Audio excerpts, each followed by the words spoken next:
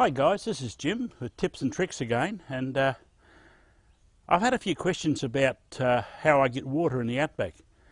And one of the things that I remember very vividly is the first time I ever drank water from the outback, and believe it or not, in those days it was from Cooper Pedy, and those days Cooper Pedy carted the water up from the Murray, and boy, it was not good stuff. Anyway, I got a dose of the trots out of it, and believe me, it's never been something I ever forgot about. And what I did was I spent a bit of time reading up on the web and so forth about the different bugs and so forth in the water around Australia. And I discovered that we got some quite interesting little bugs in some of our water, and you can end up being quite sick for quite a long time. And some of them, it can be quite difficult to get rid of them out of your stomach after you get them in there. And they do cause you a lot of grief. And getting older now, I don't want to be sick at any time. I haven't got time to waste. I'm too busy getting out and about. Now this year I'm off to Maralinga, and we'll be putting videos up on that later on. But I'm here to talk about what I do when I'm out in the outback. Now, one of the things I've always done, whenever I'm literally not drinking my home water, I use a system which works quite well. I found it's quite successful, and it saved me getting the dose of the trots. Now, the first rule of thumb you put on your head is you do not wash your face with any water other than bottled water or water you've filtered. Number two, you do not brush your teeth with any water other than bottled water or water you've filtered. And just to make certain, when you're cooking, make sure you boil the hell out of any water you haven't filtered. And then you've got a fair chance of killing the bacteria that are in the water. If you don't do that, you'll have a lovely visit to the local hospital or see the Flying Doctor Service, and you'll quite enjoy the treatment. And it's a lot of fun, believe me, I can tell you now. Okay, one of the tricks I do is I have a filter. This filter here is on my input on my water tank. It's a chloride silver filter. It's actually silver, which is designed to kill the bacteria. What I actually do, and I'll show you shortly when I fill my tank up, I have a garden hose which goes on here. I connect it up to the house or water system when I'm out on the road. You pull in. I always have the fittings with me, including the screw-on fitting for the tap in case they don't have one on the tap. I collect the hose up off the tap, and this is in town water supply even, doesn't matter where it is in Australia, town water supply, and I pump it through my filter into my tanks. My tanks fill up.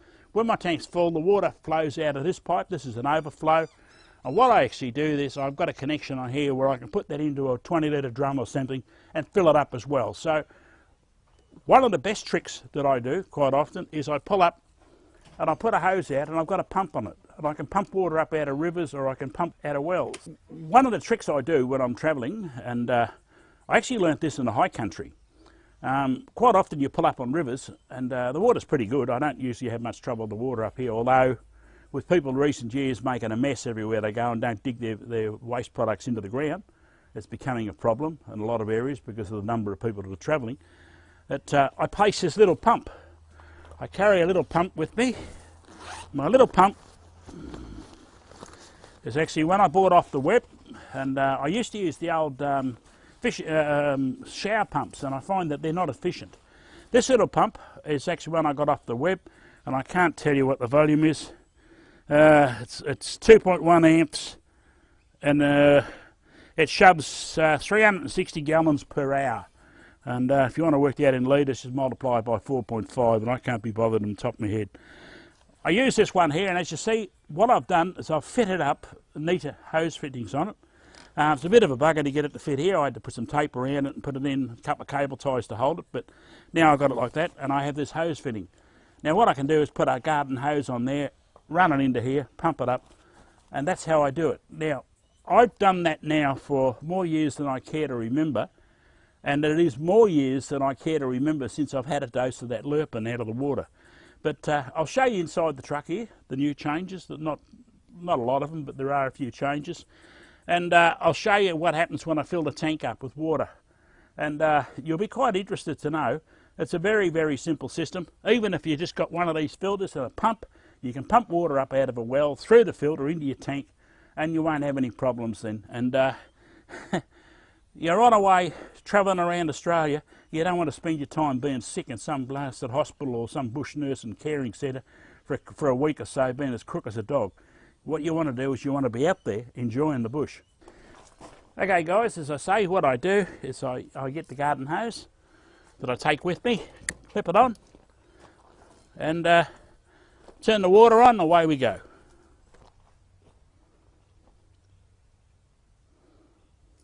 Okay guys, as you see, the water's just coming over now and running out. I always run it so it runs clear. Quite often I put a hose on there, put it in a 20 litre drum or a 10 litre drum and fill it up. The water that's coming out of here has gone through my tank, it's gone through my filter. So therefore this water is clear, there is no lerpin in this water. The 12 volt plugs here, of course, are for the ones to plug it. That's the overflow from the tank that's leaking over there, so the tank is well and truly full. Okay guys, this is my water coming out.